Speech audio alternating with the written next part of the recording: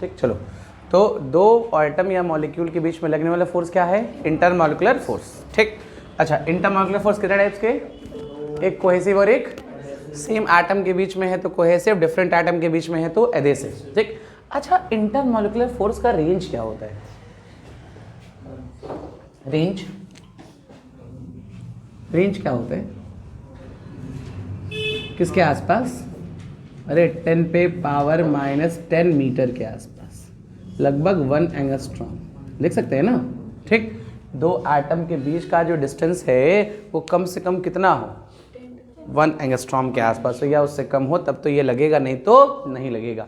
अच्छा ठीक है, कोहेसिव एडेसिव है, इंटरमॉलिक्यूलर फोर्स हमेशा लगेगा। ये सारी कहानी हम लोग जानते हैं ना, इसके बारे में जो नाम लिखे उतना ही लिख लेना है। ठीक, बस इतना ही जानना है। इसका हमें बस एग्जाम्पल बता दो। वाटर ट्रांसपोर्ट और चलो ठीक, सब बायोलॉजी आज लगा दो। चलो ठीक है, ठीक है। और कुछ? कहीं भी सर जो वाटर का जो ट्रांसपोर्ट कहीं भी होगा तो वाटर का शेप ड्रॉपलेट का स्फीयर होता है तो वो तो सरफेस टेंशन आ जाएगा सर। कहीं भी वाटर का ट्रांसपोर्ट हो रहा है तो बिटवीन वाटर मॉलिक्यूल्स तो आपका हो ठीक है भाई, ट्रांसपोर्ट में हो गया। अब आम के पेड़ में ट्रांसपोर्ट, केले के पेड़ में ट्रांसपोर्ट, बहुत सिंपल है। जैसे हाईली एडेसिव हमारा क्या होता है? ग्लू। जो भी ग्लू होता है, फेविकोल या इस टाइप की चीज़ों, उसको क्या कहते हैं? Highly adhesive. ठीक, अगर एक लेयर है इसमें हम फेविकोल लगा दिए और एक और फेविकोल ऐसे लगा दिए, तो फेविकोल के बीच में और इसके बीच में कौन सा फोर्स? एडेसिव। इसमें भी और इसमें फेविकोल एडेसिव, तो दोनों को क्या रखेगा? चिपका रखेगा। ये ना होता है हाईली एडेसिव। कभी भी तुम लोग कुछ करना है ग्लू टाइप, तो उसमें हमेशा वर्ड लिखा रहेगा क्या चीज़? Highly adhesive. ठीक है, मतलब स्ट्रॉन्ग फोर्स है, उसको अट्रैक्ट किया रहा है। ठीक है ना, तो ये हाईली एडेसिव फोर्स हो गया। और ये चलो ग्लू में हो गया। और कोई एग्जाम्पल?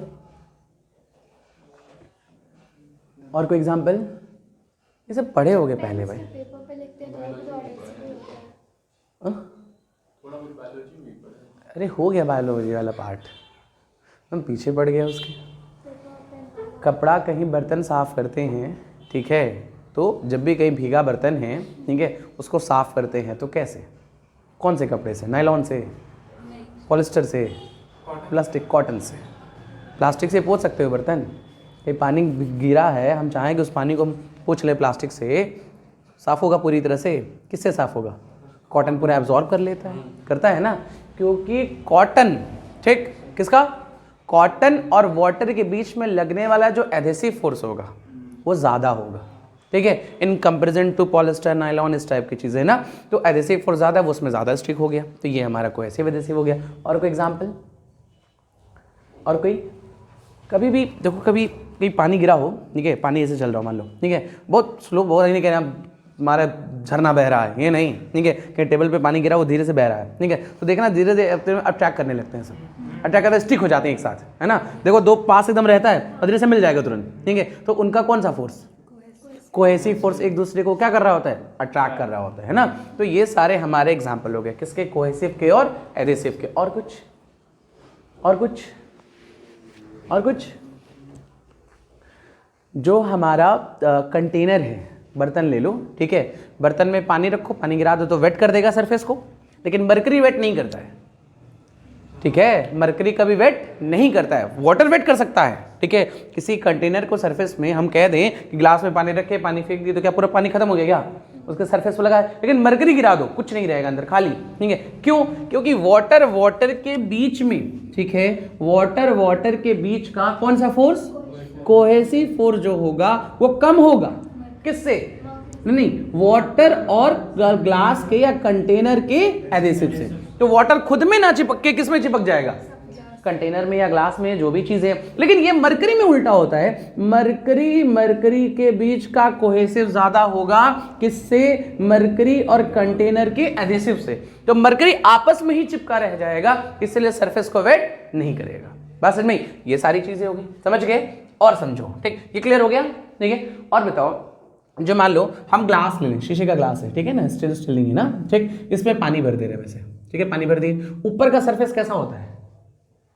एकदम सीधा होगा? नहीं, ऐसे थोड़ा सा हल्का सा, एकदम फाइन, एकदम हल्का सा कर्व होगा, ठीक है। ये चीज हमारा ऐसा होता है ना, ऐसे बहुत फाइन ऐसे होता है, अभी नहीं कि कुआं जैसा ऐसे नहीं, ठीक है, ये बहुत फाइन, नहीं किस में होगा, कंटेनर में, कंटेनर में ग्लास होना चाहिए वाटर के लिए ना, मरकरी देखो थोड़ा सा उल्टा हो जाएगा, ठीक, क्यों, वाटर और कंटेनर का एडेसिव फोर्स ज्यादा है, किससे, वाटर के कोहेसिव से, तो यहाँ स्टिक हो गया तो लटके रह रहे हैं, लटके रह रहे हैं तो ये सारी चीजें हो गई ना। इसको ऑब्जर्व कियो कभी, देखो ग्लास में दिखता भी है, ठीक है, नहीं है एकदम सिंपल, कुछ मत करो ना, टेबल पे ग्लास रख दो, ठीक है, पानी भर दो, रख के उसको छोड़ दो, ठीक, तो वो स्टेबल हो जाएगा, रुक जाएगा ना थोड़ी देर। अब अपने आई लेवल पे, जैसे ग्लास रखे अपने आई लेवल पे लेके आना, ठीक, तो एक लेयर यहाँ दिखेगी और एक लेयर यहाँ दिखेगी, बीच में थोड़ा सा हल्का सा गैप दिखाई देगा, ठीक है, तो हमको सब पता चलेगा कि वो सरफेस कैसा है, कर्व। मरकरी में दिखते तो उल्टा दिखता, ठीक है, अगर मरकरी भेज दिए होते तो उल्टा होता, क्योंकि मरकरी आपस में ज्यादा चिपका है,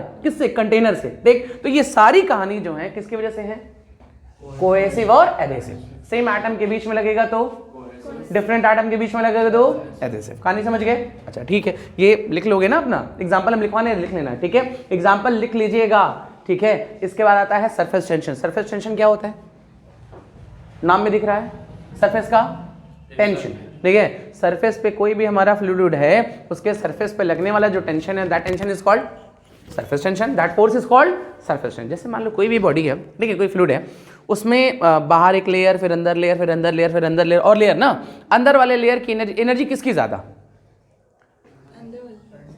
बाहर वाले की, भाई एनर्जी किसकी ज्यादा, बाहर वाले की, अंदर वाले की कम।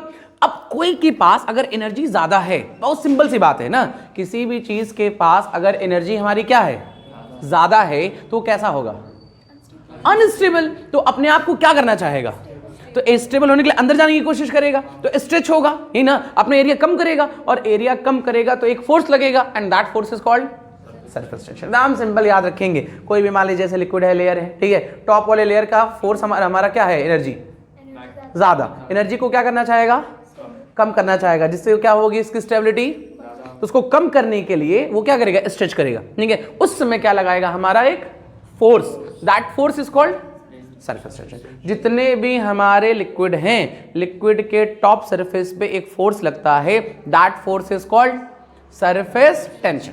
समझ गए सरफेस टेंशन, डिफिनेशन क्लियर हो गई ना, ये हमारा कॉन्सेप्ट समझ गए ना, मैथमेटिकल डिफिनेशन भी समझा देते हैं, ये क्लियर हो गया। एग्जांपल बता दो सरफेस टेंशन का। सरफेस टेंशन की वजह से एनर्जी क्या करना चाहेगा, कम करना चाहेगा, ठीक है, सरफेस टेंशन की वजह से एनर्जी क्या करना चाहेगा, कम करना चाहेगा, कम करने से एरिया क्या हो, मिनिमम, एरिया मिनिमम तो एनर्जी भी मिनिमम, ये सारी चीजें होंगी ना। जैसे एग्जांपल बताइए कुछ, जैसे ऐसे सोच लें, ऐसे बताओ, वो नहीं है, पानी पे जो मच्छर चढ़ होते हैं, ठीक है, वो क्या करते हैं, बैठ जाते हैं आराम से, क्यों, वो जो सरफेस का जो फोर्स रहता है, हाँ, पानी का जो सरफेस टेंशन है, ठीक है, वो किधर, ऊपर, ठीक, और उस मच्छर या जो भी होंगे इस टाइप के, उनका वेट किधर, नीचे, तो उनके वेट को वो टेंशन क्या कर लिया, बैलेंस कर ले, तो आराम से है, ठीक है, घर जैसा है, ठीक, हटाने के लिए क्या करते हैं, हिला देते पानी को, पानी हिला देंगे, फिर बैठ जाएगा वो, हाँ बहुत बढ़िया, साफ बात, पानी पी जाएंगे पूरा, हाँ ये तो और अच्छा है, पी जाए, ना रहेगा ना बैठेगा। केरोसिन डालते हैं, है ना, और केरोसिन डालने से केरोसिन क्या होता है, डूबता है पानी में, क्या केरोसिन डूब के मर गया केरोसिन क्या होगा, फ्लोट करेगा, और फ्लोट करेगा, केरोसिन का सरफेस टेंशन कम, तो उस पर बैठ नहीं पाएंगे, डूब जाएंगे सर, बस इसमें ही, इसलिए केरोसिन डाल देते हैं ताकि मच्छर छोड़ना है, बस इसमें ही। केरोसिन डालने से सरफेस टेंशन क्या होता है, बदल जाता है, ठीक है ना। और कुछ एग्जाम्पल, और कोई एग्जाम्पल, पहले के टाइम में जो, हाँ याद है हमारी बात, इतनी बहुत है, ठीक है, पहले के टाइम पे जो ऋषि मुनि होते थे इस टाइप के, वो कहते थे पानी पे क्या कर लेंगे, चल लेंगे, है ना, क्योंकि कई जगह ऐसी जगह है जहाँ का सरफेस टेंशन बहुत ज़्यादा है, ठीक है। अब ये सब मिथ है, या आप ऐसा कोई देखा होगा नहीं है, लेकिन ऐसा कहा जाता है कि वो जो होंगे क्या करेंगे, उस पर चलेंगे, ठीक है। अगर ऐसा कभी हुआ भी होगा तो उस लिक्विड का वहाँ पे सरफेस टेंशन क्या होगा, बहुत ज़्यादा होगा, इतना ज़्यादा होगा उस आदमी के वेट को भी बैलेंस कर ले, हम पानी में जाके खड़े आराम से, हाँ ठीक, अगर वहाँ का सरफेस टेंशन क्या हो गया, ज़्यादा, ठीक है, बॉडी के वेट से भी क्या ज़्यादा, तो चल लेंगे, है ना। और एग्जाम्पल कुछ बताए थे, अब ऐसा कहीं है नहीं, अब कहीं नहीं है, ठीक है, इम्प्योरिटी इतनी है, कलयुग चल रहा है, कहाँ रहेगा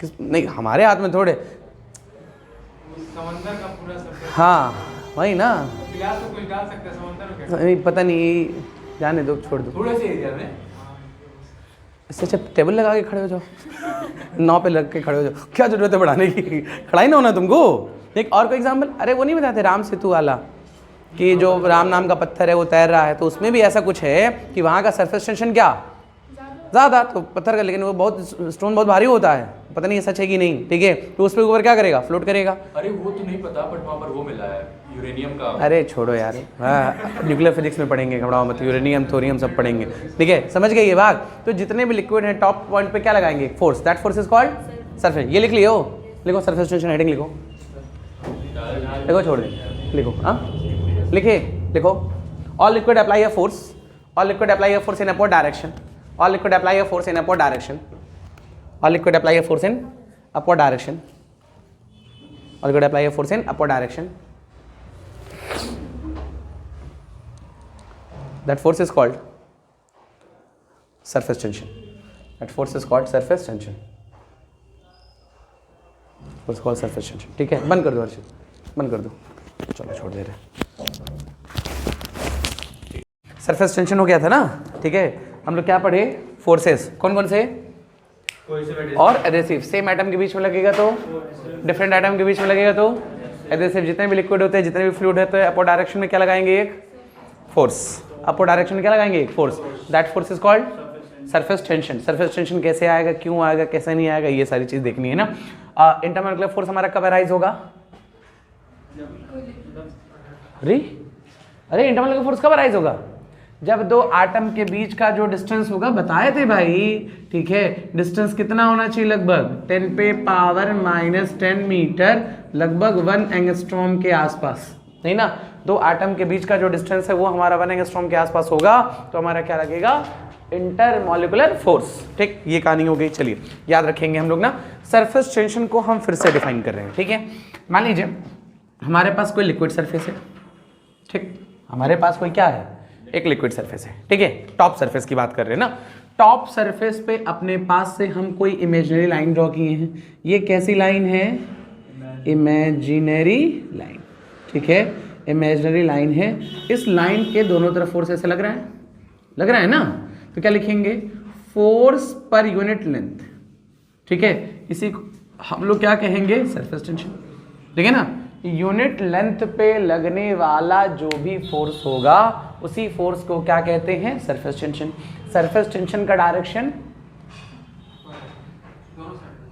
अप साइड लगेगा, अपवर्ड लगेगा, या ऐसे कहेंगे लिक्विड सरफेस के पैरेलल। बस इनमें जो सरफेस टेंशन होगा, एकदम याद रख लीजिए, सरफेस टेंशन का हम लोग जानते हैं, सारे लिक्विड अपवर्ड डायरेक्शन में एक फोर्स लगाते हैं, that force is called surface tension. Definition हम लोग जान गए, ठीक। दूसरा मैथमेटिकल डिफिनीशन डिफाइन करने के लिए हम एक टॉप सरफेस लिए, ठीक है, टॉप सरफेस पे एक लाइन ड्रॉ की, कैसी लाइन, तो फोर्स पर यूनिट लेंथ, जो भी यूनिट लेंथ पे लगने वाला फोर्स है, उस फोर्स को हम लोग क्या कहेंगे, सरफेस टेंशन। और सरफेस टेंशन का डायरेक्शन किधर होगा, लिक्विड सरफेस के टेंजेंशियल, लिक्विड सरफेस या लिक्विड सरफेस के पैरेलल, जिधर लिक्विड सरफेस है उधर ही क्या होगा हमारा, अरे लिक्विड सरफेस के पैरेलल टेंजेंट होगा ना, ठीक, तो उसी टेंजेंट का डायरेक्शन याद रखेंगे। सरफेस टेंशन का डायरेक्शन टेंजेंशियल लिखवा दे रहे हैं, सरफेस टेंशन का डायरेक्शन टेंजेंशियल। कौन सा टेंजेंट, वो टेंजेंट कहाँ ड्रॉ कर रहे हैं, लिक्विड सरफेस के पैरेलल, लिक्विड सरफेस के parallel. Surface tension is scalar के वेक्टर, वेक्टर डायरेक्शन भी बता रहे हैं, मैग्नीट्यूड भी बता रहे हैं, तो कैसी क्वांटिटी है, वेक्टर। लिखिए सरफेस टेंशन में, देखिए, all liquid apply a force in upward direction, all liquid apply a force in upward direction, all liquid apply a force in upward direction is called surface tension, all liquid apply a force in upward direction is called surface tension, ठीक है। फिर लिखिए दूसरी definition क्या लिख लें, दूसरा definition में क्या लिख लें, force per unit length, force per unit length, कौन सा लेंथ, किसका लेंथ, इमेजिनरी लाइन का, ठीक है, force per unit length drawn on imaginary line is called surface tension, surface tension, ठीक है। फिर लिखिए नेक्स्ट लिखिए, direction of surface tension is tangential to the given surface, direction of surface tension is tangential to the liquid surface, given surface ना लिखो, liquid surface, liquid surface, liquid surface, ठीक है, tangential to the liquid surface, ठीक है। इसका unit weight निकाल सकते हो, फॉर्मूला बना लीजिएगा जल्दी, थोड़ा फास्ट बनाइए, आज खत्म कर दिया जाए, बचे भी थोड़ा ही बचे।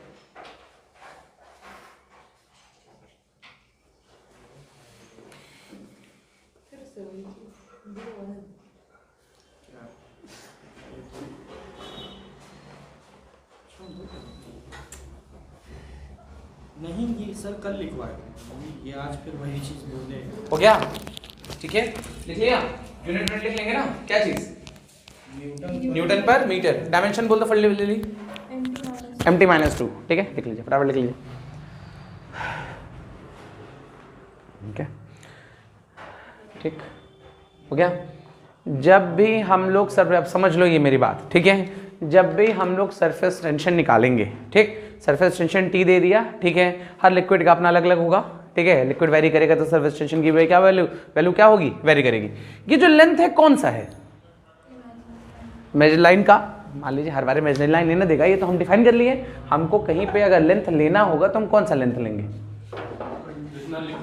जितने लेंथ पे फोर्स लग रहा है, बस इनमें। जैसे हम कह दें कोई हमारे पास फ्रेम है, डिस्क है, रिंग है, कुछ भी है, ठीक है, उसको हम लिक्विड में डाल दिए, वो फ्लोट करेगा, उस पर सरफेस टेंशन लगेगा ना, उसका सरफेस टेंशन जो लग रहा है उस पर लगने वाला फोर्स कितना है, ठीक, तो फोर्स इज इक्वल टू लिख सकते हो टेंशन इनटू लेंथ, तो वहां पे कौन सा लेंथ, जितने लेंथ पे फोर्स लग रहा है, बस इनमें ही, जितने लेंथ पे फोर्स लग रहा है। जैसे मान लो हम कह दें कि लिक्विड सरफेस हर जगह, मान लो ये पूरे बोर्ड पे लिक्विड है, हम एक पतला सा रॉड लगा दें, अब इसका लेंथ मान लेते हैं L है, अब बताओ T इज इक्वल टू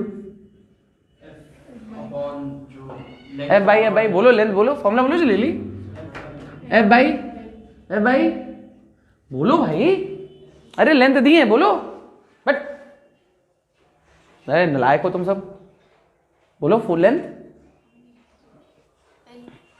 बोलो,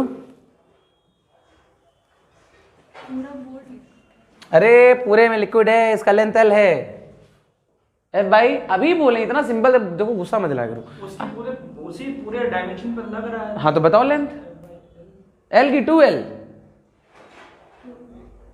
अरे यार इधर भी लगेगा इधर भी लगेगा, टोटल कॉन्टैक्ट कितना लेंथ है 2L, तो कितना होगा F बाई 2L, लगने वाले F की वैल्यू कितनी T इंटू 2L, बार बार कह बताएंगे, पक्का पता है तुमको, नहीं आएगा ये तुमको पता है, ठीक है। अभी बोला हूं कि लेंथ कौन सा लेंगे, वो लेंथ जो लिक्विड के कांटेक्ट में हो, ऐसे याद रख लो। तो इसमें लिक्विड के कांटेक्ट में कितने लेंथ है, इधर भी है ना, इधर भी है, ये भी है, तो ये भी जोड़ लेंगे आप, बहुत पतला रॉड है ना, तो इसकी बात नहीं करेंगे, तो ये L और ये भी L, L कितना 2L। जैसे मान लो हम कह दें कि ये है ऐसे, एक ऐसे है, ठीक है, ये रेडियस इसका R है और ये डिस्क है, ठीक है, ये कोई डिस्क है, ठीक। अब सरफेस टेंशन हम पूछे force, F is equal to T into क्या चीज, अरे डिस्क है भाई 2 पाई R, ये अंदर कहाँ लगेगा, खोखला होता तब ना 4 पाई R, ये हमारा सिर्फ डिस्क है, तो फोर्स किधर लगेगा, ये बार बार बार बार बार ऐसे लगेगा ना, तो F की वैल्यू कितनी 2 पाई R। अगर ये चीज हमारा रिंग होता, ऐसा रिंग, अब क्या करते, अंदर भी लगता बाहर भी लगता, तो कितना लिखते F is equal to T into 4 pi R, कौन सा लेंथ, जो लिक्विड के कांटेक्ट में होगा, टेंशन को मल्टीप्लाई कर देंगे लेंथ से, कौन से लेंथ से, जो लिक्विड के कांटेक्ट में होगा। जैसे कह लें, मान लीजिए हमारे पास कोई एक स्क्वायर है, ये डिस्क है, साइड A है, ठीक है, ये क्या है डिस्क, क्या है ये डिस्क, उसके लग रहा है ठीक है, डिस्क, ठीक। तो इसका अगर हम फोर्स पूछे थे T इंटू 4A, लेकिन हम कह दें this is a square frame, अब F is equal to T into needle, balancing of needle, fast लिखो fast, balancing of needle, balancing of needle, ठीक है। कोई सुई है, वो पानी में तैरेगा कि डूब जाएगा, जल्दी बताओ। अब सुई यार प्लास्टिक का तो लेंगे नहीं जल्दी बताओ, प्लास्टिक क्या कह रहे हैं, हम भी प्लास्टिक की सुई कहने जा रहे हैं, क्या होता है? डूब जाता है। क्या होता है? तैरता है, तैरता है। बहुत पतला सुई, यही जानते हो अपने साइज का सोचा, नीडल, वो सुई नहीं सोच रहा होगा, सुज्जा सोच रहा होगा, मोटा वाला जो नहीं आता है, जो बोरा सिलते हैं, वही सोच रहा होगा ये कहाँ डूब जाता है, देखिए देखिए हम कहे ना, ठीक है, निडल फ्लोट करता है। बात समझ में आई? ठीक है, हाँ, आज जाके करिएगा, एक टिश्यू पेपर लीजिएगा, ठीक, और टिश्यू पेपर पे निडल रख दीजिएगा, ठीक है। अब जानबूझ के भारी निडल ना ले लेना तुम लोग, ठीक है। सर कहें तो आज इनको हम गलत साबित करके रहेंगे, वाला नहीं, छोटी वाली जो निडल आती है वो ले लेना, ठीक है। बहुत पतली सी निडल, कहने का मतलब सुई मत सोच लो, छोटा सा कुछ ना, उसको ले लो और उसको क्या करो, टिश्यू पेपर पर रख के छोड़ दो, तो टिश्यू पेपर पानी को क्या कर लेगा, एब्जॉर्ब करके नीचे चला जाएगा, वो फ्लोट करता रहेगा, ठीक है। क्योंकि लिक्विड सरफेस पे लगने वाला जो सरफेस टेंशन है वो किधर, ऊपर, ठीक। लिक्विड सरफेस पे लगने वाला जो सरफेस टेंशन है किधर, ऊपर, और लिक्विड का वेट mg, ठीक है। वो टेंशन जो होगा उस वेट mg को क्या कर लेगा, बैलेंस कर लेगा, तो क्या करेगा, फ्लोट करेगा। बहुत हल्का निडल होगा, तब की बात हो रही है, ठीक है। अब लेके पानी में डाल दे, तब से डूब गया, ये नहीं, हाँ, करते तो ऐसे ही है। टिश्यू पेपर लीजिएगा, उसमें निडल रख दीजिएगा, छोड़ दीजिएगा, हल्की निडल, थोड़ी देर के बाद क्या करेगा, फ्लोट करेगा। अब सुनना, ऐसे फ्लोट करेगा। मान लो एक निडल है, इसका लेंथ कितना है, l, ठीक। अगर निडल का हम लोग सामने से फ्रंट देखें, ठीक है, तो उसका क्रॉस सेक्शन लेंगे तो क्या आएगा, सर्कल। क्रॉस सेक्शन लेंगे तो क्या आएगा, सर्कल, बहुत छोटा सर्कल, बहुत छोटा, माइन्यूट ना, तो उसको हम थोड़ा बड़ा बना ले रहे हैं ना। अब मान लो ये जो हमारा लिक्विड सरफेस है, ठीक, ये बहुत हल्का है, तो जब इस पर रखोगे लिक्विड सरफेस को क्या दबाएगा, ये लिक्विड सरफेस को क्या कर देगा, दबा देगा। तो दबाएगा तो जो सरफेस है थोड़ा बड़ा बना लेते हैं, ये ऐसे है ना, ठीक है, जो लिक्विड सरफेस है थोड़ा सा ऐसा हो जाएगा, होगा ना, ये जो चीज़ है ये इसको दबाएगी ना, ठीक। अगर ये टूट जाता तब तो ये हो जाता, ठीक है, ये टूट जाता तो क्या होता, ठीक है, ये डूब जाता, लेकिन ये टूटा नहीं है, ये क्या हो गया, दब गया, ठीक। तो क्या होता है, इस पे जो टेंशन लगेगा कुछ ऐसा लगेगा, बोले ना सरफेस के पहले होता है टेंशन, तो ये सरफेस टेंशन ऐसा लगेगा। अब मान लीजिए ये हमारा हॉरिजॉन्टल डायरेक्शन से कितना एंगल था, थीटा, ये भी कितना था, थीटा, ठीक। इसमें हम फोर्स पूछे, टेंशन तो टी है, इसका लेंथ कितना है, एल माने, निडल का लेंथ कितना माने, एल, तो फोर्स कितना, यहाँ पे बताओ, यहाँ फोर्स बताओ, T into L, F is equal to T by L, तो एफ खींचेगा कितना, टी इंटू एल, ये भी कितना, टी इंटू एल, ये एंगल कितना माने, थीटा ना, तो यहाँ पे अगर थीटा माने तो ये भी क्या हो गया, थीटा हुआ कि नहीं, थीटा, ठीक। इसको एंगल ऑफ कॉन्टैक्ट कहते हैं वैसे, ठीक है। इसके कितने कंपोनेंट, दो, इधर टी एल कॉस थीटा और इधर टी एल क्या, साइन थीटा, इधर भी क्या होगा, टी एल साइन थीटा, इधर टी एल कॉस थीटा, और इसका वेट mg किधर, नीचे, ऊपर कौन सा फोर्स, टी एल साइन, इधर टी एल साइन कितनी बार, दो बार, तो 2TL sine theta is equal कितना, mg, नहीं आ गया, ये चीज होता है, ठीक है। 2TL sine theta is equal to mg, जहां पे थीटा क्या है, एंगल ऑफ कॉन्टैक्ट, थीटा क्या है, एंगल फ्रॉम कहां से, हॉरिजॉन्टल डायरेक्शन से, ठीक है। और t क्या है, सरफेस टेंशन, l क्या है, लेंथ ऑफ निडल, m क्या है, मास ऑफ द निडल, या तो या वेट ऑफ द निडल, नहीं हो गया। इसी तरह हमारा निडल क्या हो जाएगा, बैलेंस हो जाएगा। पैसेज में इसमें थोड़ा टाइम लगता है, टिश्यू पेपर पे रखना पड़ेगा, तो क्या करेगा, उस पर फ्लोट करेगा। समझ गए, ये बैलेंसिंग ऑफ निडल का फॉर्मूला, कभी क्वेश्चन आएगा तो कर लेना, ठीक। जैसे कोई वो क्या होता है उसका, हमको नाम नहीं पता है, हाँ, इधर भी वही तो है, रॉड वाला क्वेश्चन, ठीक है। एक बात बताऊँ, जो वो होता है, पता नहीं कौन सा जानवर है, हमको नहीं याद है, ठीक है, पानी पे चलता है, बहुत फास्ट चलता है, वो एक लिजर्ड होती है, हाँ, लिजर्ड टाइप कुछ होता है, वो इतना फास्ट चलता है कि पानी पे भी चल के चल जाता है, ठीक है। उसकी स्पीड इतनी ज्यादा होती है कि सरफेस टेंशन का लेयर ब्रेक हो उसके पहले वो दूसरे लेयर पे पहुंच जाता है। बस इसमें तो लगता है कि पानी पे उचीरते हुए पानी चल रहा है, ठीक है ना। तो अगर कोई भी ऐसा स्पीड आ जाएगा तो सरफेस टेंशन का लेयर टूटे, ठीक है, उससे पहले हम उस लेयर को क्या कर जाएं, क्रॉस कर जाएं, तो डूबेंगे नहीं। तो वही लिजर्ड, जो भी नाम है, हमको नाम नहीं याद है, वही होती है ना, बहुत फास्ट चलती है, वो सब सरफेस टेंशन की वजह से होता है, ठीक है। लिख लो, जल्दी लिखो इसको, फास्ट लिखो थोड़ा, फोटो खुद से बनाओ, देखना होना नहीं, अरे आता तो देख लिए सब।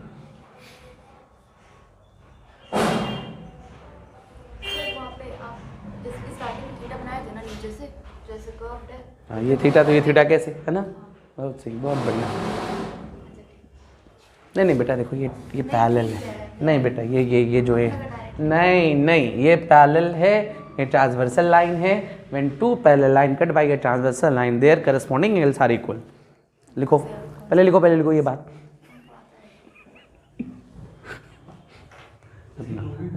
प्रूव भी कर दें तो फिर से अब शुरू से शुरू किया जाए।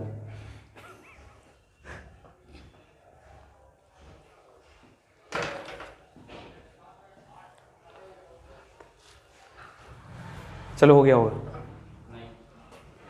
जल्दी करो, आज एकदम तबाह कर देना है।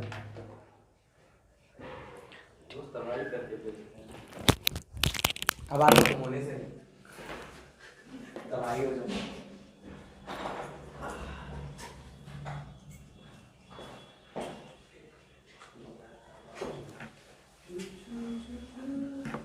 चलो लिखो, explanation of surface tension on basis of explanation of surface tension on basis of रब कर दे, अब तो रब कर देना।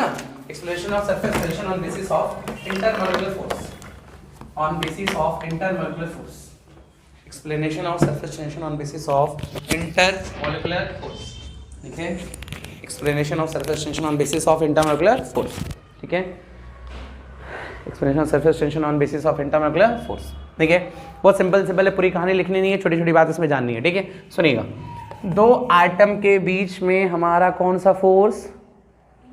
Intermolecular force. उनके बीच में मैक्सिमम डिस्टेंस कितना होगा? -10 या 1 एंगस्ट्रॉम। उससे कम होगा तब तो लगेगा, उससे ज़्यादा होगा तो नहीं लगेगा। चलिए हम क्या कर लें, एक लिक्विड ले लें, ठीक है। ठीक, लिक्विड ले लिए। जो भी सरफेस टेंशन वाली कहानी है वो सारी कहानी कहाँ पे है? सरफेस पे, सिर्फ और सिर्फ किस पे है? सरफेस पे। मान लीजिए कोई कंटेनर है, कंटेनर में पानी है, ठीक है, ये पानी ले लिया, ठीक। इसमें हर जगह अपना एटम मॉलिक्यूल होगा, कोई हम एटम मान लिए ए, है ना। इस एटम ए को कोई एक एटम ए मान लिया यहाँ पे, ठीक है। इस एटम ए पे और कोई फोर्स लगा रहा है इस पे, इस एटम ए को कोई और अट्रैक्ट कर रहा है?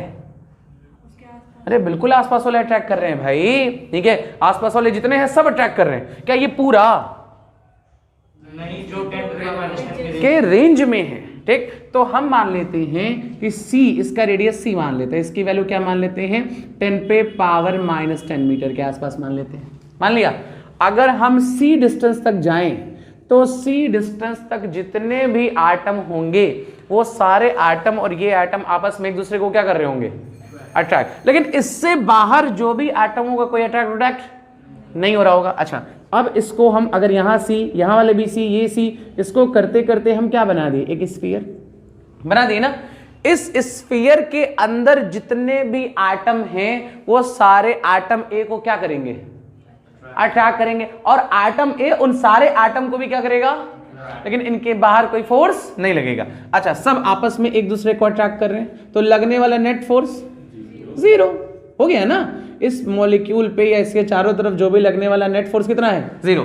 इस स्फीयर को कहते हैं स्फीयर ऑफ मॉलिक्यूलर एक्टिविटी। बस समझ में? कौन सा स्फीयर कहते हैं? Sphere of molecular activity. चलिए समझ गए। यहां पे कोई एटम होगा उस पर भी फोर्स, अरे 0, यहां पे भी सब 0। अगर कोई एटम भी ले रहे हैं, ये स्फीयर को कंप्लीट कर पाएगा? नहीं ना। क्या इस पे फोर्स 0 होगा? नहीं, ये कुछ फोर्स लगाएगा ना। इस पे 0 है लेकिन इस पे 0। जो स्फीयर को कंप्लीट किया उस पे फोर्स, जो नहीं किया उस पे फोर्स 0 नहीं है। एक हम लेयर मान लिए, ठीक है। एक हम क्या मान लिए हैं? लेयर, ठीक है। एक सी डिस्टेंस पे मान लीजिए, चलिए एक लेयर मान लेते हैं, मान लें, ठीक। एक लेयर मान लिए और जिसका ये जो डिस्टेंस है ना ये सी है, ठीक। डिस्टेंस कितना है? सी। कोई एटम, ये समझ गए, एक हम अपने पास से माने लेयर, कितने नीचे माने? सी। इस पे एक एटम हम मान लेते हैं सी, ठीक है। ये जो सी एटम है, ठीक है, ये सी एटम स्फीयर को कंप्लीट करेगा कि नहीं? बिल्कुल करेगा भाई। और ये भी सी एटम अगर स्फीयर को कंप्लीट करेगा तो इस पे भी लगने वाला फोर्स कितना? लेकिन अगर कोई एटम डी है, वो एटम डी टॉप सरफेस पे है, तो टॉप सरफेस पे स्फीयर कंप्लीट होगा तो इस पे फोर्स 0 होगा क्या? नहीं, 0 होगा ना। ये 0 और ये वाला 0, ये भी 0, बाकी सब 0। अब ऊपर वाले 0 नहीं है लेकिन नीचे वाले, और नीचे वाले 0 हैं तो लगभग स्टेबल हैं, ठीक है, या ऐसे कहें स्टेबल हो ना हो, लेकिन ये ज्यादा स्टेबल है और ये ज्यादा, और ये ज्यादा स्टेबल ना, और ये, लेकिन ये चाहेंगे ऊपर जितने भी होंगे इसके थोड़ा सा जो नीचे होगा वो भी अनस्टेबल। अरे वो भी स्फीयर कंप्लीट नहीं करेगा, है ना। अरे यहां पे जो है, ठीक है, इसके नीचे जितने वो सब स्टेबल, लेकिन इसके ऊपर जितने हैं वो कोई कंप्लीट नहीं करेगा, ठीक है। अरे कोई का स्फीयर ऐसे बनेगा, कोई का स्फीयर हो सकता है ऐसे बन रहा हो, लेकिन कंप्लीट नहीं हो रहा होगा, यही ना। तो इसके ऊपर जितने भी एटम हैं वो सारे के सारे एटम कैसे और अनस्टेबल, या ऐसे कहें इनकी स्टेबिलिटी कम, नीचे वाले की स्टेबिलिटी, तो ऊपर वाले अपने आप को क्या करना चाहेंगे, स्टेबल करने के लिए किधर, नीचे जाएंगे। किधर जाएंगे, और नीचे जाएंगे तो अपने आप को सिकोड़ेंगे, ठीक है, और सिकोड़ेंगे तो क्या लगाएंगे, फोर्स नीचे जाने के लिए। अरे नीचे जो भी एटम है सरफेस वाले वो सब भागना कहां चाहेंगे, नीचे जाएंगे तो ऊपर का एरिया कम, अरे भाग रहे हैं सब ना, सब किधर भाग रहे हैं, अंदर की तरफ भाग रहे हैं, तो सबका एरिया क्या हो रहा है, कम हो रहा है। एरिया कम हो रहा है तो वो अपने कॉन्टैक्ट करेगा, एरिया को मिनिमाइज करेगा तो क्या लगेगा, फोर्स, और उसी फोर्स को क्या कहते हैं, सरफेस टेंशन। बस इनमें और भी कह सकते हैं, फिर से बोल रहे हैं, जितने भी एटम है फिर से बोल रहे हैं हम, सबसे पहले सी माने 10 पे पावर -10, ठीक। जो भी एटम सी रेडियस का स्फीयर कंप्लीट कर रहा है उस पर लगने वाला force, that sphere is called sphere of molecular activity, ठीक है। जो ये स्फीयर कंप्लीट करेंगे उस पर फोर्स 0, जो कंप्लीट नहीं करेंगे उससे फोर्स 0, टॉप वाले कोई कंप्लीट नहीं करेंगे, या सी रेडियस के ऊपर जितने भी होंगे कोई कंप्लीट, और जब कोई कंप्लीट नहीं करेगा तो अपने आप को क्या करने के लिए, स्टेबल। ऊपर वाले कैसे हैं, कम स्टेबल, नीचे वाले ज्यादा, तो ऊपर वाले अपने आप को क्या करना चाहेंगे, नीचे भगाना चाहेंगे, तो एरिया क्या होगा, कम। अच्छा, ऊपर वाले नीचे आएंगे तो नीचे वाले ऊपर वाले अगर नीचे आ रहे हैं तो नीचे वाले भी तो क्या भागेंगे, ऊपर। ये प्रोसेस बंद हो जाएगा क्या, ये कब तक होगा, हमेशा चलता रहेगा, और हमेशा चलता रहेगा तो जो ऊपर वाली लेयर है वो लेयर, ये भी कह सकते हैं जो ऊपर वाली लेयर है वो लेयर किसकी तरह बिहेव करेगा, इलास्टिक मेम्ब्रेन, किसकी तरह बिहेव करेगा, और वही इलास्टिक मेम्ब्रेन क्या करेगा, अपर डायरेक्शन में एक फोर्स लगाएगा, and that force is called surface tension. बस में ही ऊपर वाले एटम किधर भाग रहे हैं, नीचे, ये तो भाई फोर्स 0 है, कहीं भी भाग सकते हैं, ऊपर वाले नीचे भागे तो नीचे वाले, ये रिपीट हो रहा है ना। इस रिपीटेशन की वजह से जो टॉप लेयर है वो किसकी तरह बिहेव करेगा, इलास्टिक मेम्ब्रेन, और उसी की तरह, उसी इलास्टिक मेम्ब्रेन की वजह से क्या लगेगा, force, and that force is called surface tension. और यहां से दिख भी रहा है कि सरफेस टेंशन सिर्फ कौन सी लेयर पे लग रहा है, टॉप लेयर पे, नीचे ऊंचे पे नहीं लग रहा है, कौन सी लेयर पे, टॉप लेयर पे। समझ में आ गया, और कहानी, इसमें कोई दिक्कत नहीं है, पहले पूछ लो नहीं। अरे भाई इलास्टिक मेम्ब्रेन है, ठीक है, ये ऐसे झिल्ली की तरह बिहेव करेगा, यही ना, तो ये अपना हाँ, तो इलास्टिक मेम्ब्रेन किसी रबड़ को खींचोगे छोड़ोगे तो फोर्स नहीं लगेगा, तो भी तो खींचने की काम कर रहा है, तो टॉप सरफेस किसकी तरह बिहेव कर रहा है, इलास्टिक मेम्ब्रेन, ये इसीलिए क्या लगाएगा, ये फोर्स, समझे। और पहले लगेगा सरफेस के, बाहर आने की कोशिश कर रहा है ना, ऊपर थोड़े कह रहे हैं, ठीक है। हम पहले ही बोलेंगे सरफेस टेंशन का डायरेक्शन किधर होता है, लिक्विड सरफेस के पैरेलल, लिक्विड सरफेस के टेंजेंशियल, ये ना होता है। और सुनिएगा, यही इलास्टिक मेम्ब्रेन की तरह बिहेव कर रहा है, डाले थोड़े में इलास्टिक, लो लगा लो, आओ, top layer behave like elastic membrane, वही फोर्स लगा रहा है, जो भी तुम बैठ जाओ तुम्हारे पे लगा लेगा, कुछ भी रखेंगे वो हमेशा लगा रहा है, जो भी चीज आए, ठीक। हाँ, मूवमेंट क्या, अनस्टेबिलिटी कह देंगे, ठीक। ऊपर वाला अपने आप के एरिया को क्या करना चाहेगा, कम करना चाहेगा, समझ गए। अब और बात सुनना, ठीक। नीचे वाले जो एटम हैं वो किधर जा रहे हैं, ऊपर जा रहे हैं, नीचे वाले एटम। अच्छा, अगर नीचे वाले एटम ऊपर जाएंगे तो नीचे वाले एटम को ऊपर जाने से रोकेगा कौन, बाकी और सारे एटम खींच रहे होंगे, लेकिन ये फिर भी जा रहा है। नीचे वाले एटम किधर हैं, नीचे हैं, नीचे से जा कहाँ रहे हैं, ऊपर जा रहे हैं। ऊपर जाने में ग्रेविटी रोक रही होगी, फिर अदर एटम के फोर्सेस रोक रहे हैं, लेकिन ये फिर भी जा रहे हैं, ठीक। और नीचे वाले एटम को ऊपर जाने के लिए हम कोई एनर्जी दे रहे हैं क्या, नहीं दे रहे हैं ना। जब हम एटम को एनर्जी नहीं दे रहे हैं तो एटम कहाँ से लाएंगे एनर्जी, अरे खुद की एनर्जी यूज करेंगे, और जब खुद की एनर्जी यूज करेंगे तो उनकी खुद की एनर्जी क्या होगी, कम होगी। कौन सी एनर्जी, इंटरनल एनर्जी। कौन सी एनर्जी? Internal energy. जब एटम नीचे से ऊपर जाएंगे तो उनकी एनर्जी कम होगी और उसी एनर्जी को क्या कहेंगे कि इंटरनल एनर्जी। इंटरनल एनर्जी क्या करके? डिक्रीज करके। कोई क्वेश्चन ये पूछा हुआ भी था कि नीचे से ऊपर जाता है लिक्विड, जो भी एटम होते हैं उनकी इंटरनल एनर्जी क्या होती है? डिक्रीज करती है। समझ गए? और नीचे से ऊपर अगर जा रहे हैं तो ऊपर जाने के लिए वो क्या कर रहे होंगे? कुछ काम कर रहे होंगे, तभी तो एनर्जी खर्चा हो रहा है। वही काम टॉप सरफेस पे एनर्जी के फॉर्म में स्टोर होता है and that energy is called surface energy. बस इसमें ही नीचे वाले एटम किधर गए? ऊपर। ऊपर गए तो वर्क किए किसके अगेंस्ट? ग्रेविटी के अगेंस्ट, इंटरमोलिकुलर फोर्स के अगेंस्ट। तो नीचे से ऊपर जाने के लिए वो काम किए, वही काम किसके फॉर्म में स्टोर है? एनर्जी के फॉर्म में स्टोर है। कहां पे स्टोर है? सरफेस पे। कहां पे स्टोर है? And that energy is called. और ऊपर जाने के लिए जो काम किए, उन काम के लिए एनर्जी कहां से मिली? कौन सी एनर्जी मिली? इंटरनल एनर्जी को यूज किए तो उनकी इंटरनल एनर्जी क्या हो गई? घट गई। समझ गए? लिख लीजिएगा कहानी। नीचे वाला एटम्स ऊपर जा रहे हैं तो अनस्टेबल हो रहे होंगे ना। हाँ, तो तभी ना नीचे आएंगे, फिर घर नहीं बसेगा वहाँ। वेपर प्रेशर वाला कंसेप्ट है, केमिस्ट्री में भी ऐसा ही था। लिख लिए? 30 सेकंड में मिटा देंगे और इसका एक्सप्लेनेशन खुद से लिखेंगे आप लोग। अरे है मेरे पास। हम इसकी बात करते हैं, आपकी बात।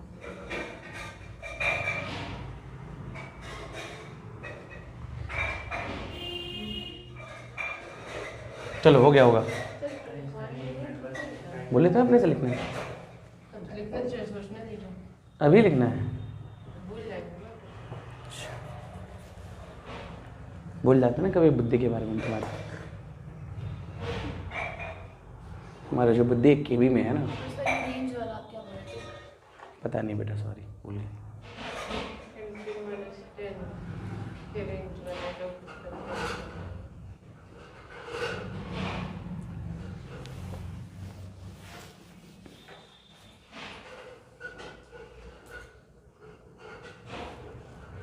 हो गया?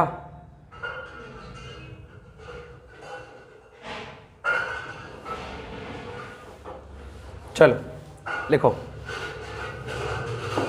ठीक है। ये लिख लीजिएगा, इंटरनल एनर्जी घटती है ऊपर आने पे और जो एनर्जी के फॉर्म में एनर्जी स्टोर होती है, ठीक है। वर्क डन जो करते हैं उसी को क्या कहते हैं? Surface energy. लिख लीजिए सरफेस एनर्जी। हेडिंग लिखिए surface energy. Surface energy, surface energy, surface energy, ठीक है। सरफेस एनर्जी, ठीक। सरफेस एनर्जी, ठीक है। क्या लिखे सरफेस एनर्जी की डिफिनीशन? अभी तो बोले, नीचे वाले आटम ऊपर जाएंगे तो कुछ काम करेंगे, वही काम सरफेस पे एनर्जी के फॉर्म में क्या होगा? And that energy is called surface. लिखिए, ठीक है। Lower atom, lower atom move at top surface, at top surface, move at top surface, then work done by atom, work done by atom, work done by atom is stored in form of energy on top surface, is called surface energy. Surface, surface energy, ठीक है। हो गया?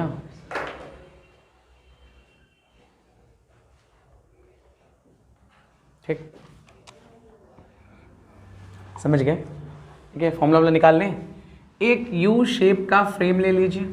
क्या ले लें? U shape का frame, और इस पे छोटा सा कोई एक मान लीजिए धागा बांध दिया, स्ट्रिंग बांध दिया, कुछ भी बांध दिया, ठीक है। इस फ्रेम को सोप सॉल्यूशन में डालिए और निकालिए, ठीक। ऐसे ये ना है कि अगर हमारा यू शेप का फ्रेम ले लिया और यू शेप के फ्रेम में अगर ये धागा बांध दिए, ठीक है। अब ध्यान से मेरी बात समझो पहले, ठीक है। ये बांध दिए, ये धागा ऐसे है, ठीक है। इसको पानी में डाले, सोप सॉल्यूशन ऐसे निकाल लिए, ठीक। कितनी लेयर बनेंगी? 2 लेयर, एक इधर बनेगा और एक इधर बनेगा। तो इसका लेंथ L, तो इसका भी लेंथ, अरे यार कितना लेंथ होगा? दो सरफेस है ना, इसका लेंथ L तो इसका भी L, तो कितना लेंथ होगा? 2L, दो सरफेस हो रहा है ना, अरे यार ऐसे ही तो है, ये ना है ऐसे, ठीक। ये एक लेयर हो गई, एक ऐसे फिल्म बन रही है, एक ऐसे फिल्म बन रही है, तो जो टेंशन है कितने लेंथ पे लग रहा है? दो लेंथ पे, ठीक है ना। तो अगर हम लोग देखा जाए तो ऐसे दो लेयर बन रही होगी कहीं ऐसे, नहीं ना। इस पे हम फोर्स पूछे थे कितना? 10-12, और इस वाले का भी 10-12 है ना, हो गया। तो टोटल लेंथ, टोटल फोर्स और एरिया अगर कह लें, ठीक है, एरिया इसका ले लेना। अब अगर जब हम चाहेंगे, ठीक है, जब इसको सोप सॉल्यूशन में डिप कर दिए, सोप सॉल्यूशन में क्या कर दिए? डिप कर दिए, है ना। जब सोप सॉल्यूशन डिपिंग किया तो सोप फिल्म बन गई।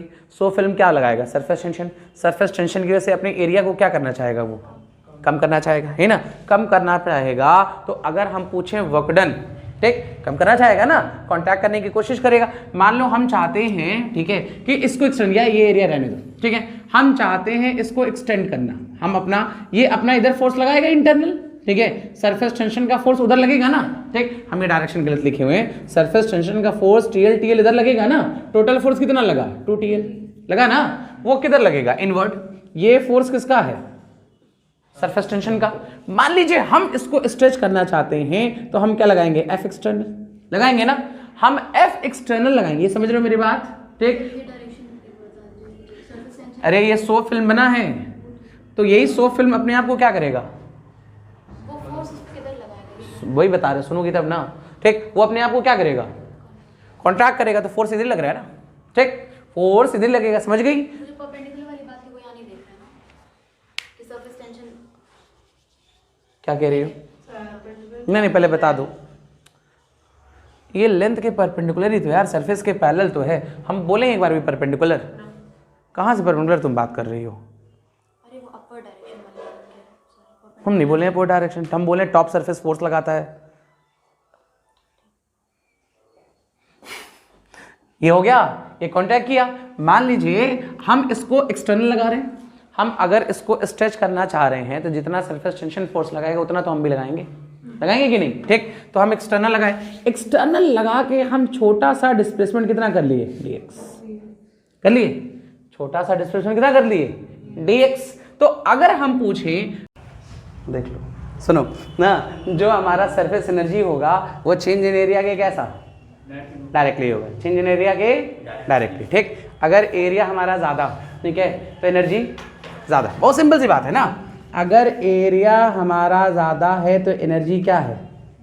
ज़्यादा है, और एनर्जी ज़्यादा तो स्टेबिलिटी कम, और एरिया अगर कम तो एनर्जी, एरिया कम तो एनर्जी कम, तो स्टेबिलिटी, और मतलब अगर जितने भी हमारे पास पॉसिबल शेप हैं उन सारे शेप्स में से सबसे मिनिमम एरिया किसका? स्फीयर का। सबसे मिनिमम एरिया स्फीयर का। बस इसमें ही, स्फीयर का सरफेस एरिया सबसे मिनिमम होता है। क्या होता है? मिनिमम। अरे यार सब में सबसे कम स्फीयर का होता है। स्फीयर का सरफेस एरिया सबसे कम होगा तो एनर्जी उसकी सबसे कम, तो उसका सबसे ज़्यादा, ठीक। अगर यही 2 डायमेंशन में बात करें तब सर्कल, ये ना कह लेंगे 3 डायमेंशनल स्फीयर। हम जल्दी स्फीयर की बात कर रहे हैं ना, तो जो बूंद होती है, पानी के ड्रॉपलेट होती हैं, उनका शेप कैसा? स्फेरिकल, है ना, ठीक। स्फेरिकल होने से उनका एरिया कैसा? मिनिमम तो एनर्जी मिनिमम तो स्टेबिलिटी ज़्यादा। ऐसा थोड़े कि बूंद गिरा तो एक कौन बूंद गिरा आज, हाँ आज हमारे वो नल खोले हैं तो क्यूब गिर रहा था उसमें से, ऐसा नहीं ना होगा, नहीं, कैसा बूंद गिरेगा? स्फेरिकल लगभग, ठीक है। अभी ये भी मैं सोचना परफेक्ट गोल मोती जैसा नहीं है, वो गिर रहा है, देख तुमको जाने सोच रहा होगा, निकलता तो ऐसे अभी कह देगा वो, ठीक है, ठीक। नहीं कुछ भरोसा नहीं, ठीक। तो जो धूल मिट्टी होती है उसमें पानी पड़ता है, खट से गोल बन जाता है ना, वो सब का सब अपने आप के एरिया को क्या करना चाहता है? मिनिमम। और कोई एग्जांपल? इसका जल्दी बताओ।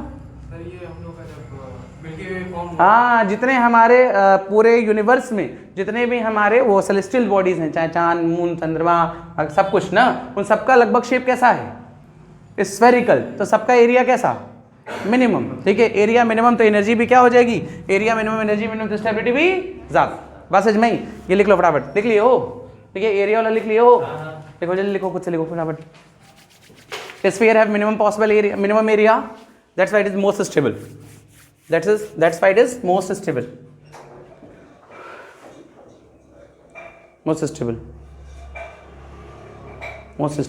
ठीक है, most stable।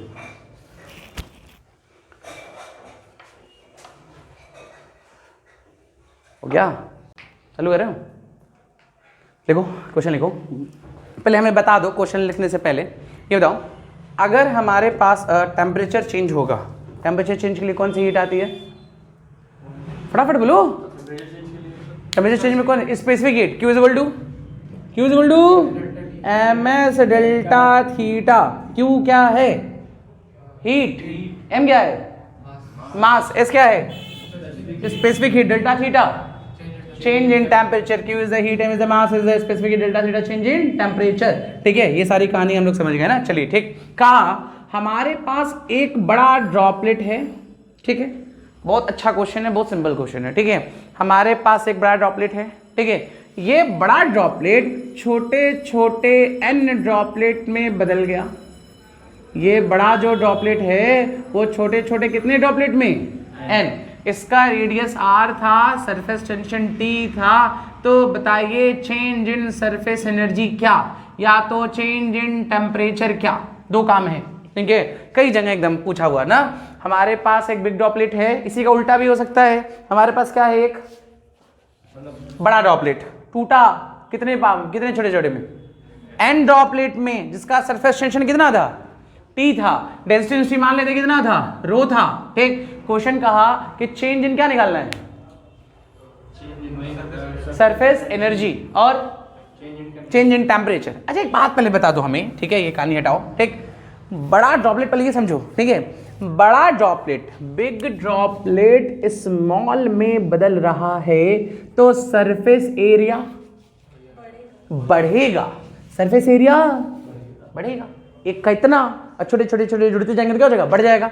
अगर सरफेस एरिया बढ़ेगा तो एनर्जी भी बढ़ेगी। और एनर्जी बढ़ेगी कैसे? आखिर कुछ होगा, ठीक है, और टूट गया तो एनर्जी बढ़ गई। कैसे बढ़ रही होगी? कुछ था, टूटा, एनर्जी बढ़ी। कैसे बढ़ी? एनर्जी एब्जॉर्ब कर लिया। तो इस कंडीशन में एनर्जी जो होगा क्या करेगा? एब्जॉर्ब करेगा। एनर्जी क्या करेगा? और इस कंडीशन में तब टेम्परेचर क्या होगा? बढ़ेगा। वाह, जब बड़ा ड्रॉपलेट छोटे में बदलेगा तो एरिया बढ़ जाएगा। एरिया बढ़ जाएगा तो एनर्जी एब्जॉर्ब होगी। एनर्जी एब्जॉर्ब होगी तो टेम्परेचर बढ़ेगा। उल्टा कर लो, स्मॉल है किस में बदल गया? बिग में, तो एरिया कम, तो एनर्जी भी रिलीज होगी ना। तो इस समय एनर्जी क्या होगी? रिलीज होगी। तो टेम्परेचर क्या होगा? डिक्रीज करेगा, यही ना। तो जो एनर्जी एब्जॉर्ब होगी, कितनी एब्जॉर्ब होगी वो निकालना है। ये कौन वाला केस है? ये जो क्वेश्चन दिए हैं एब्जॉर्ब वाला। तो कितनी एनर्जी एब्जॉर्ब होगी? पहले की एनर्जी में से, फाइनल वाली एनर्जी में से इनिशियल वाली एनर्जी क्या कर दें? माइनस कर दें। और चेंज इन टेम्परेचर भी हमको निकालना है, यही ना। इसमें change in temperature, increase temperature निकालेंगे और इसमें डिक्रीज। समझ गए? करें कैसे? देखिए, इसका रेडियस कितना? r। क्या कंजर्व रहेगा? वॉल्यूम। बड़े वाले का वॉल्यूम कितना? 4/3 पाई r क्यूब। छोटे वाले का वॉल्यूम 4/3 पाई r क्यूब n टाइम ये r क्यूब n पे पावर 1/3 r होल क्यूब। हो गई कहानी? लिख सकते हैं ना। ठीक, क्यूब से क्यूब कैंसिल, तो r n पे पावर 1/3 इंटू स्मॉल r। नहीं आ गया? रिलेशन आ गया ना। ठीक, अब ये रिलेशन आ गया, इसमें हम क्या करें? इनिशियल एनर्जी निकाल लें। ठीक, इनिशियल एनर्जी कितनी बोलिएगा? अरे टी डेल्टा है, तो सरफेस टेंशन, ठीक है, निकाल लेना। ऐसे बताओ, मान लो चेंज इन एनर्जी डायरेक्ट निकालते हैं या वर्क डन निकालते हैं, जो भी, तो टी इंटू डेल्टा है। कौन सा एरिया ज्यादा?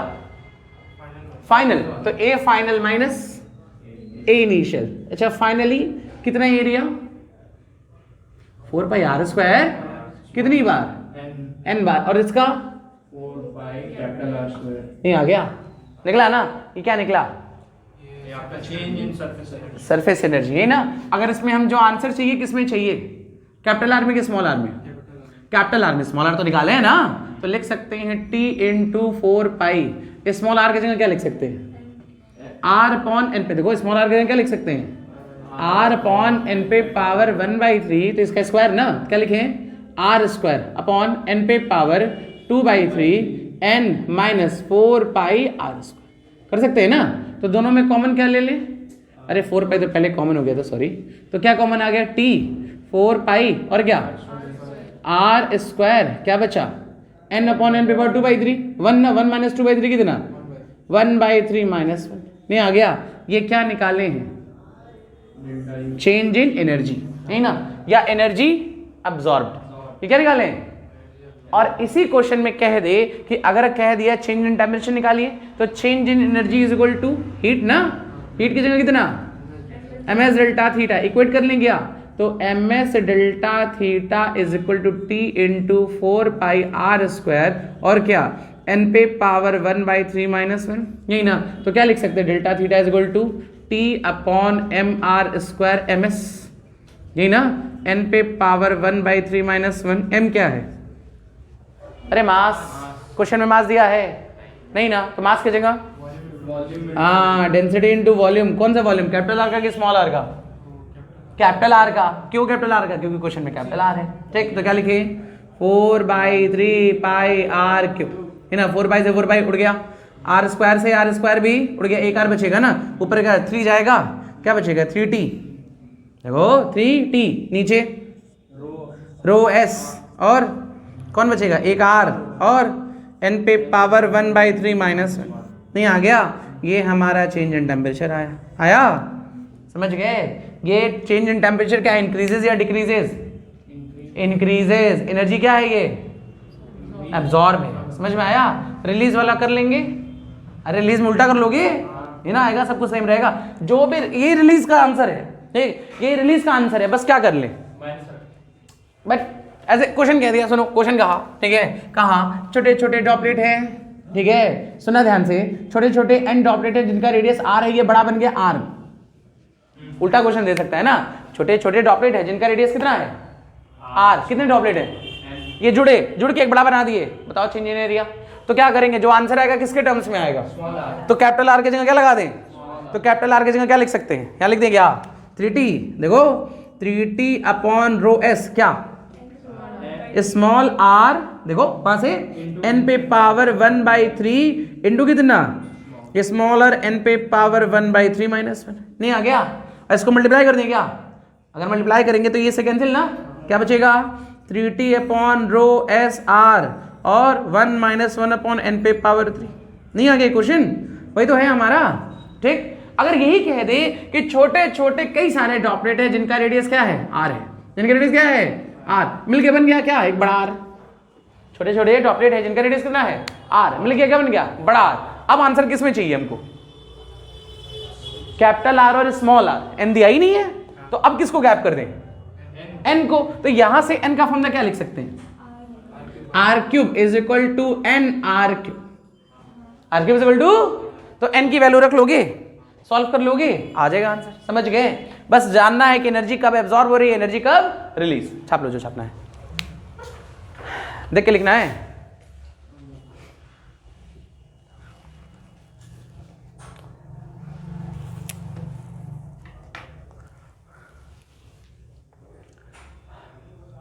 अच्छा 1000 ड्रॉपलेट मिल गए, कितना रेडियस हो जाएगा, 10 आर 27 8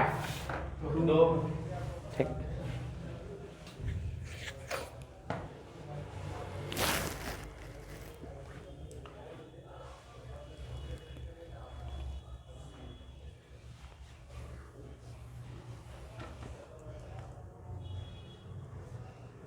बंद कर दो।